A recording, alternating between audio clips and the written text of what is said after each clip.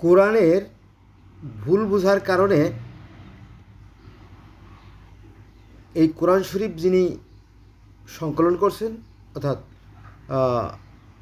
খলিফা ওসমান, তাকে হত্যা করা হয়েছে। এবং এই কোরআনের ভুল বোঝাবুঝির কারণে এই কোরআন যিনি প্রবর্তন করছেন আর কি, যিনি সৃষ্টিকর্তার কাছে আছেন, তারও গোটা ফ্যামিলি পরিবার সমূলে ধ্বংস করা হয়েছে। এবং বর্তমানেও এই কোরআন নিয়ে মারামারি খুনোখুনি চলছে। হ্যাঁ, চলুন শুরু করি। একদল লোক বলতেছে যে আমাদের মাজার যদি ভেঙে দেয়া হয় তাহলে আমরাও সমস্ত মসজিদ গড়িয়ে দেব। এ ব্যাপারে কিছু বলি। তার আগে কোরআনের একটা আয়াত আপনাদেরকে আমি শোনাই। এটা হচ্ছে পবিত্র কোরআন শরীফের 10 নম্বর সূরা ইউনুসের 94 নম্বর আয়াত। এখানে বলা হয়েছে, হে নবী তুমি তাদের বলো। আল্লাহ পাক নবী মুহাম্মদ সাল্লাল্লাহু আলাইহি ওয়াসাল্লামকে বলতেছে যে হে নবী তুমি বলো, আমি তোমার প্রতি যে কিতাব নাজিল করেছি, অর্থাৎ কোরআন শরীফের কথা বলা হয়েছে, আমি তোমার প্রতি যে কিতাব নাজিল করেছি তাতে যদি তোমার মনে কোনো সন্দেহ থাকে তাহলে যেসব লোকের কাছে জিজ্ঞাসা করো, সেই সব লোকের কাছে জিজ্ঞাসা করো যারা তোমার আগে তাদের উপর নাজিল করা কিতাব পড়ে তোমার কাছে তোমার মালিকের কাছ থেকে সত্য এসেছে, তাই তুমি কখনোই সন্দেহবাদীদের দলে সামিল হবে না। এটা আছে, আপনারা দেখতে পাচ্ছেন আমার হাতে একটা যে এই কোরআন শরীফ, বাংলা কোরআন শরীফ। এটা হচ্ছে আপনার কোরআন মাজিদ সরল সহজ বাংলা অনুবাদ, আল কোরআন একাডেমি লন্ডন থেকে প্রকাশিত। আল কোরআন একাডেমি লন্ডন থেকে প্রকাশিত। এলো একটা কোরআন। আমি আরেকটা কোরআন শরীফ থেকে আপনাদেরকে আমি স্পষ্ট করে শোনাবো। এটা হচ্ছে আপনার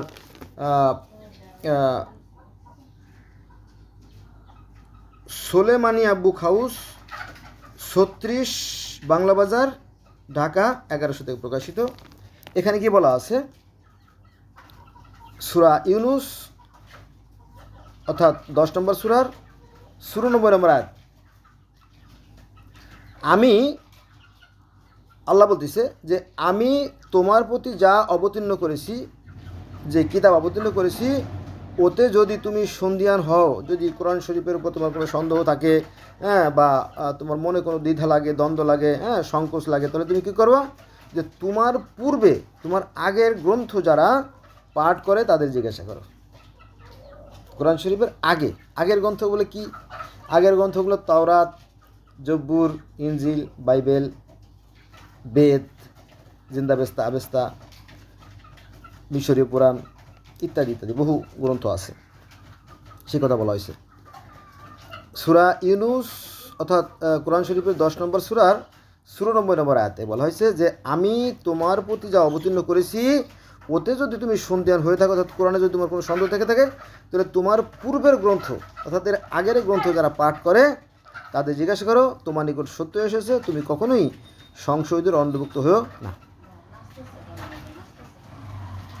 তাহলে কোরআন আমাদেরকে কিন্তু পূর্ববর্তী গ্রন্থগুলো সম্পর্কে পড়তে বলেছেন যদি কোরআনে কোনো সন্দেহ থেকে থাকে। তাহলে দেখেন যে একটা ছেলে অঙ্ক জানে না, তখন সে কার কাছে যায়? যে জানে যে মাস্টার তার কাছে, তাই না? যারা বলে স্যার আমি তো এই অঙ্কটা বুঝতেছি না, আমার বোঝাই দেন, তাই না?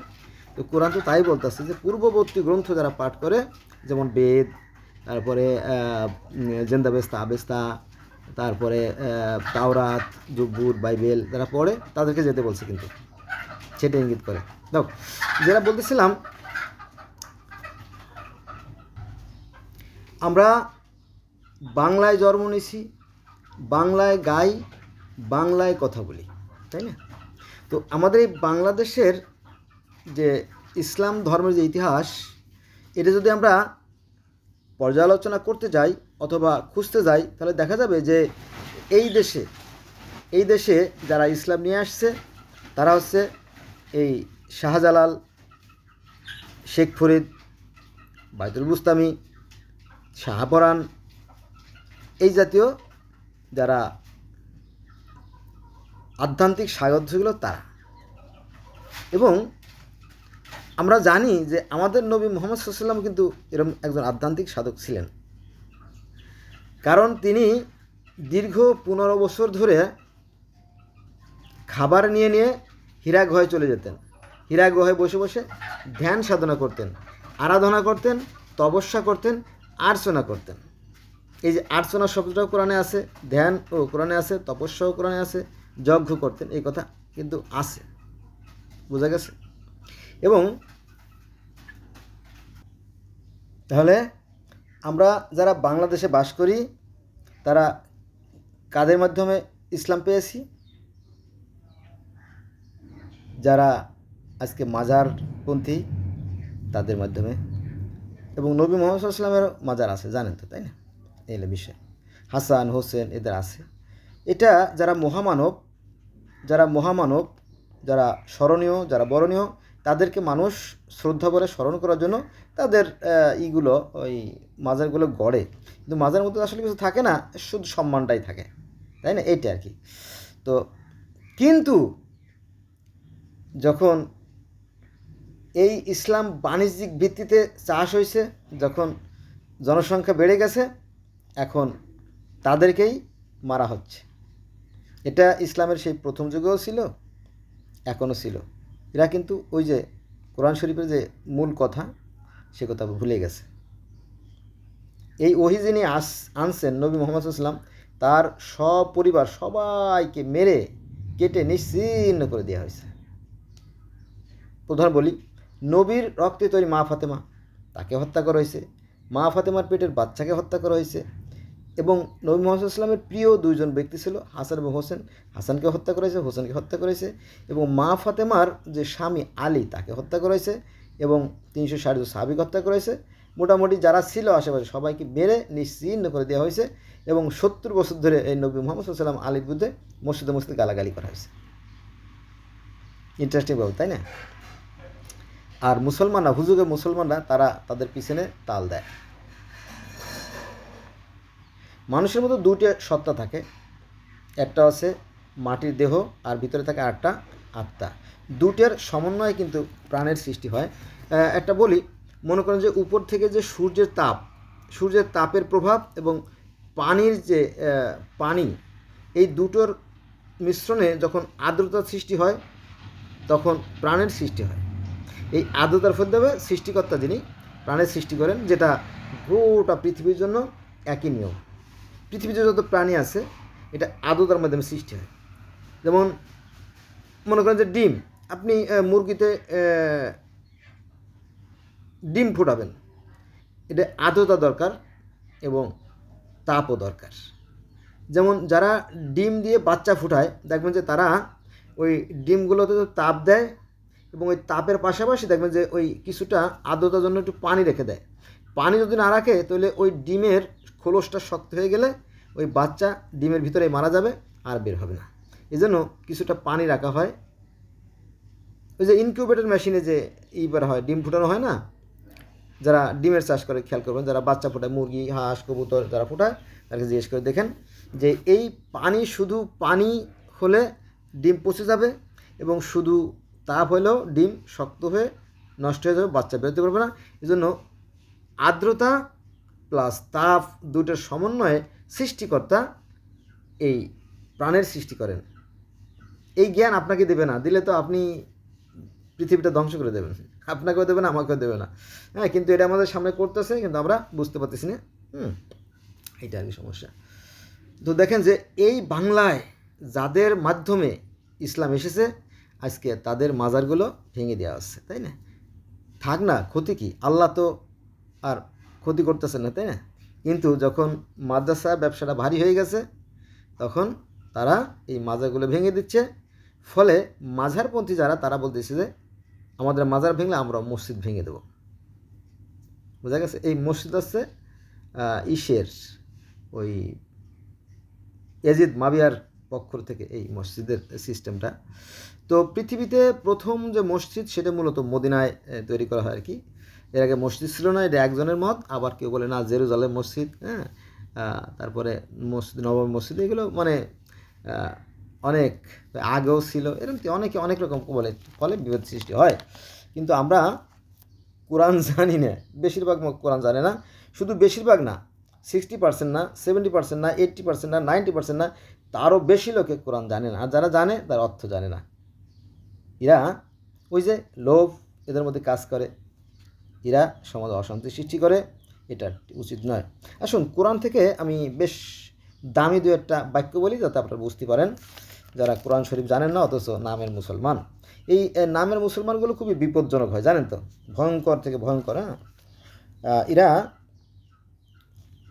খুবই বিপজ্জনক। একটা কথা বলি, একবার এক ভদ্রলোক তার স্ত্রীকে বললো, এই তুমি নামাজ পড়ো না, তোমার হাতের খাবার খাবো না। তো বললো, আমি তো মাদ্রাসায় কোনো যাইনি। বললো, মাদ্রাসায় যাও না তাতে কী হয়েছে? যা জানো তাই দিয়ে নামাজ পড়ো। তখন তো মুশকিল, আমি অজে গেছিলাম, হুজুর কইছে নামাজ না পড়লে তার হাতের খাওয়া যাবে না। তখন এই মহিলা কি বলবে? তখন নামাজ পড়ে, ওই সুরও জানি না, মুরও জানি না, সূর্যের বাবা জ্বালায় টিকতেও পারি না, আল্লাহু আকবার। ওই যে হুজুর বলছে যে আপনি যা পারেন তাই দিয়ে নামাজ পড়লে হয়ে যাবে। তো উনি ওনার স্ত্রীকে তাই বলছে, ওই যে অজর থেকে শুনে এসে। তো ওই মহিলা অর্থাৎ সূর্যর মা, অর্থাৎ ওনার স্বামীর নামটা বলা হয় নাই, তো ওই পুরুষ লোকটার ছেলের নাম হচ্ছে সূর্য, আর ওই নারীরও ছেলের নাম সূর্য, জানেন তো, স্বামী স্ত্রী দুজনের সূর্য। তো ওই মহিলা নামাজ পড়তেছে, সুরও জানি না, মুরও জানি না, সূর্যের বাবার জ্বালায় টিকতেও পারি না। ঠিক ওরকমটি আমাদেরকে যে জান্নাতের লোভ, হুরের লোভ দিয়ে একেবারে অজ্ঞান করে ফেলাইছে, এই জন্য আমরা নামাজ পড়ি। দ্বিতীয় কোনো কারণ নাই, কিন্তু সৃষ্টিকর্তার সন্তোষের জন্য আমরা নামাজ পড়ি না। এবং এটা যে পড়া দরকার, যে আমাদের একজন সৃষ্টিকর্তা আছে, সেজন্য কিন্তু নামাজ পড়ে না মানুষ। নামাজ পড়ি আইসে সিগারেট, গাঞ্জা, হিরোইন, মদ সব আছে, দুর্নীতি। তবে ভালো লোক আছে, তবে সংখ্যায় কিন্তু কম। এই সংখ্যাটা বাড়াইতে হবে। তো মূল কথা আসি, মূল একটা কথা বললে আপনারা বুঝতে পারবেন ঘটনা কী বলা হয়েছে। এটা হচ্ছে সূরা আল বাকারার 136 নম্বর আয়াতে। এখানে আল্লাহ বলেন যে তোমরা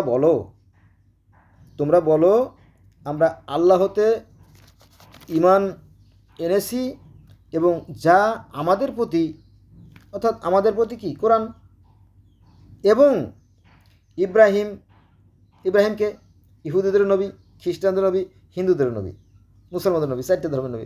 বর্তমানে বিশ্বে যে 5টা ধর্ম রাজত্ব করতেছে তার 4টেই এর মধ্যে ইনক্লুড। এবং যা আমাদের প্রতি, অর্থাৎ কোরআন শরীফ, এবং ইব্রাহিম, ইসমাইল, ইসহাক ও ইয়াকুব ও তার বংশাবলীর উপর যা অবতীর্ণ হয়েছে, অর্থাৎ এই সমস্ত নবীদের প্রতি যে সমস্ত অবতীর্ণ হয়েছে তাতে, এবং মূসা ও ঈসাকে এবং অন্যান্য নবীদের, অন্যান্য নবী বলতে এখানে কিন্তু 1,24,000 চলে আসে। 1,24,000 নবী, তাদের যে উম্মতদেরকে যে হিদায়াত দান করছিলেন সেই কথা কিন্তু চলে আসে। কিন্তু এটা পরে স্বীকার করতে হবে। আমি 2,24,000 বাদ দিলাম, 1 লক্ষ বাদই দিলাম, 1,24,000 তো মানতে হবে। তো তারা কারা দেখেন। এবং অন্যান্য নবীদের প্রতি তাদের রবের পক্ষ থেকে, রব করে কিন্তু আলাদা হয়ে যাচ্ছে, কিন্তু তাদের রবের পক্ষ থেকে অন্যান্য নবীদের প্রতি তাদের রবের পক্ষ থেকে। তাহলে আমাদের রব একজন আর তাদের রব কি আরেকজন? না, এটা একটু বুঝতে হবে। আসলে রব একজনই, আমরা বিভিন্ন নামে তাকে ডাকি। যাই হোক, এখানে যেভাবে লেখছে, যা আমাদের প্রতি এবং ইব্রাহিম, ইসমাইল, ইয়াকুব ও অন্যান্য বংশাবলীর উপর যা অবতীর্ণ হয়েছে, এবং মূসা, ঈসাকে এবং অন্যান্য নবীদের প্রতি তাদের রবের পক্ষ থেকে যা দেওয়া হয়েছে, আমরা তাদের মধ্যে কোনো পার্থক্য করি না। কোরআন বলতেছে যে এই যে নবী, অসংখ্য নবী আসছিল, এদের মধ্যে আমরা পার্থক্য করি না, এবং আমরা তার কাছে আত্মসমর্পণ করি। কার কাছে? সেই সৃষ্টিকর্তার কাছে। অর্থাৎ একই সৃষ্টিকর্তাকে, একজন মাত্র সৃষ্টিকর্তাকে আমরা পৃথিবীর বিভিন্ন মানুষ বিভিন্ন নিয়মে, বিভিন্ন পদ্ধতিতে, বিভিন্ন ভাষায় আরাধনা করি এবং তাকে ডাকি। এই তো কোরআন কিন্তু এখানে বিভেদ সৃষ্টি করছে না, কিন্তু হুজুর বলে হবে না। এই সমস্ত আয়াত আলোচনা করতেই চায় না সহজে। তারা বলে যে আমাদের ধর্মই সর্বশ্রেষ্ঠ ধর্ম, আর বাকিগুলো সব ব্যানিশ। এইভাবে তারা একটা মারামারি, কাটাকাটি, খুনোখুনি করে সমাজে একটা বিশৃঙ্খলা, একটা বিভেদ, অশান্তি সৃষ্টি করার চেষ্টা করে। ফলে যা হবে তাই হয়। যেমন কর্ম তেমন ফল, নামানিষ্ট করে দেখ, ব্যস্ত সত্য দুদর সত্য, নামানিষ্ট মরে দেখ। ওই যে যেমন কর্ম তেমন ফল। ফলে এই ইসলাম ধর্ম মাত্র এই 1450 বছরে অসংখ্য শতধা বিভক্তিত হয়ে গেছে। সেটা আবার কি শোনেন, সেটা হচ্ছে যে দেখেন, শিয়া,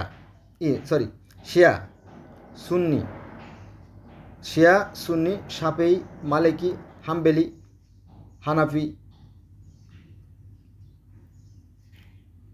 মুতাজিলা, খারেজি, রাফেই, দ্রোজো, সান্ত, এজিদি, বাহাই, হিজবুত তাওহীদ, আহলে মুসলিম জামাত, কাদিয়ানি, শরীয়ত, মারুফত, তরিকত, হকিকত, আহলে হাদিস, আহলে কোরআন, দেওবন্দি, সাতপন্থী, জুবারপন্থী, হ্যাঁ, এই তো মাজারপন্থী, মসজিদপন্থী থেকে শুরু করে পন্থী, হ্যাঁ, পক্ষীর গান মনে পড়ে গেল, পক্ষী হয়ে গেছে। এখন ইসলাম ধর্মের কয় ভাগ? 73 ভাগ। আর ওরা ছোটো ছোটো বাচ্চা আছে, কার খালুরে, হ্যাঁ। এক লোক হাটের মধ্যে হাটে গেছে। হাটে যাওয়ার পরে ওই যে ভাগ্নে তারের সাথে করে নিয়ে গেছে। তার বলছে, বাবা তুমি ছোটো মানুষ, পাড়া পুড়ো লাগবে, মাসে ধাক্কা লাগবে, তুমি এই মাছ হাটে দাঁড়াও, আমি একটু বাজার করে নিয়ে আসি, পরে আমরা একসাথে বেরোয় যাবো। হাট তো দেখা হলো, বললাম যে জি খালু যান। এই তারপরে ও তো ঠিক জায়গায় দাঁড়াইছে, ভালো করে খেয়াল করবেন, ওই বাচ্চা কিন্তু ঠিক জায়গায় দাঁড়াইছে, কিন্তু ও ঠিক মতো দাঁড়াইলে কী হবে, অন্য লোক তো দাঁড়াতে দিচ্ছে না। ধাক্কা দিতে ওই মাছ হাঁটা থেকে গরু হাঁটা থেকে পান হাঁটা থেকে গুড় হাঁটা থেকে তামুক হাঁটা চলে গেছে। এখন আর ছেলেরা খুঁজে পায় না, সন্ধ্যা হয়ে গেছে, খুঁজতে তারপরে দেখো তো মহাবিপদ, রাত হয়ে যাচ্ছে। তখন উনি কি বলতেছে জানেন, আমি কার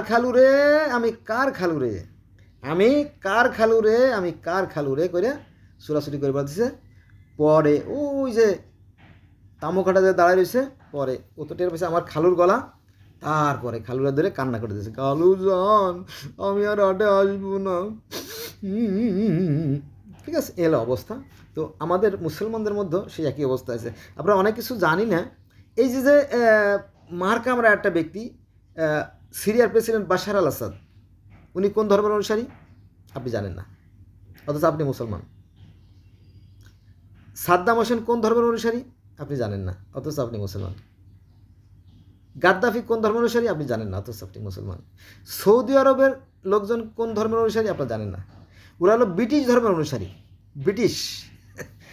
ব্রিটিশরা এই সৌদি আরবের ক্ষমতা দিছে। এই ব্রিটিশরা সেই ক্ষমতা বলে আরবের যে ওসমানীয় সম্প্রদায় ছিল তাদেরকে মেরে উহাবিদেরকে প্রাধান্য দিয়ে এখন উহাবি সম্প্রদায় হয়ে গেছে। এমনকি ভারতেও সেই উহাবি, আমাদের বাংলাদেশে ঢুকাই দিয়েছে উহাবি। এখন লাখ শালারা, হ্যাঁ, ক্যাট বুঝছে, এই আর কি বিষয়। এটা ছিল, এটা সব যুগেই ছিল, হ্যাঁ। কিন্তু প্রকৃত ধর্ম তো এগুলো শিখায় না। আরে বাবা, ওই প্রকৃত ধর্মের কথা কোরআন শরীফ বললাম না, এইটাই ধর্ম। মানে কোরআন শরীফ বলে যে সমস্ত মানুষ একই স্রষ্টার সৃষ্টি, সকল মানুষ একই আদমের সন্তান। পরে তারা মতভেদ সৃষ্টি করে বিভিন্ন দলে বিভক্ত হয়ে গেছে। আমি আল্লাহ আমার পূর্ব ঘোষণা থেকে হতো না। তার মানে কি, পৃথিবীতে যে মানুষগুলো আছে সব মানুষ একই স্রষ্টার সৃষ্টি, একই আদমের সন্তান, আমরা সবাই ভাই। কত সুন্দর কথা কোরআনে আছে। কিন্তু এইটা নিয়ে এক শ্রেণীর হুজুরা কি করতেছে, সমাজে অশান্তি সৃষ্টি করতেছে। এই যে তারা অশান্তি সৃষ্টি করে প্রাণ নাশ করতেছে, মারামারি, খুনোখুনি, কাটাকাটি, এদিকে ভালো কাজ বলেন? নিঃসন্দেহে ভালো কাজ না। অতএব এদের পরিণতি খুব ভয়ঙ্কর হবে যারা এই ধর্ম নিয়ে ব্যবসা করে। বুঝা গেছে? তো বন্ধুরা, অনেক সময় হয়ে গেল, আপনারা আমার সাথে থাকবেন। হ্যাঁ, আমি কোরআন শরীফ আমার কাছে আছে আর কি, একটা আর একটা, তিনটে কোরআন আছে, একটা দুইটা, তিনটে কোরআন শরীফ নিয়ে আমি বসছি। তো এটা নিয়ে আপনাদের সাথে আলোচনা করবো, কিন্তু আমি আসলে মূল যে আলোচনার কথা সেটা আমি পাচ্ছি না খুঁজে, এই জন্য ক্ষমা সুন্দর দৃষ্টি রাখবেন। আমি কোরআন শরীফতে একটা গুরুত্বপূর্ণ আয়াত আপনাদের শোনায় আজকের ভিডিও শেষ করে দেবো। সেটা হচ্ছে যে সূরা আল বাকারার 36 নম্বর আয়াতে আল্লাহ বলেন, কিন্তু শয়তান তাদেরকে উহা হতে পদস্খলন ঘটালো এবং তারা সেখানে ছিল, সেখান হতে বহিষ্কার করলো। অর্থাৎ ওই যে আদম হাওয়া যে জান্নাতে ছিল, সেই জান্নাত থেকে শয়তান কুচক্র করে আদম হাওয়াকে বের করে দিল। সেই কাহিনী এখানে বলে আসছে। আমি বললাম অর্থাৎ আল্লাহ বলতেছে যে আমি বললাম নেমে যাও তোমরা একে অপরের শত্রুরূপে, এবং পৃথিবীতে কিছু কালের জন্য তোমাদের বসবাস ও জীবিকা রইল। এতে কিন্তু নেমে যাওয়ার কথা বলা হয়েছে, কিন্তু এটাকে বলে যে ছুঁড়ে ফেলে দেওয়া হয়েছে। হ্যাঁ, এখানে বাড়াবাড়ি করে কারা করে? এই আলেমরাই করে। আচ্ছা, অতিরঞ্জিত করে, এটা ঠিক না। আচ্ছা, তারপরে সূরা আল বাকারার 37 নম্বর আয়াতে বলা হয়েছে, অতঃপর আদম তার প্রভুর থেকে কিছু বাণী প্রাপ্ত হলো, আল্লাহ তার তওবা কবুল করলেন, নিশ্চয়ই তিনি ক্ষমাশীল পরম দয়ালু, তাকে ক্ষমা করে দিলেন। সূরা বাকারা আয়াত নম্বর 38, আমি বললাম তোমরা সবাই এই স্থান থেকে নেমে যাও, পরে যখন আমার পক্ষ থেকে তোমাদের নিকট কোনো হেদায়েত আসবে, তখন যারা আমরা হেদায়েত মতো চলবে, এখানে আমার হবে আর কি, আমার হেদায়েত মতো চলবে, তার কোনো ভয় নেই, তারা দুঃখিত হবে না। অর্থাৎ আল্লাহ নির্দেশিত পথে চললে আর কোনো দুঃখ নেই। এটা হচ্ছে আপনার সুলাইমানিয়া বুক হাউস 36 বাংলা বাজার যে কোরআন শরীফ, সেখানকার অনুবাদটা আমি শুনলাম এর বিষয়। তো আপনারা এটা নিয়ে অ্যানালাইসিস করেন আমি কী বলছি। ধন্যবাদ সবাই।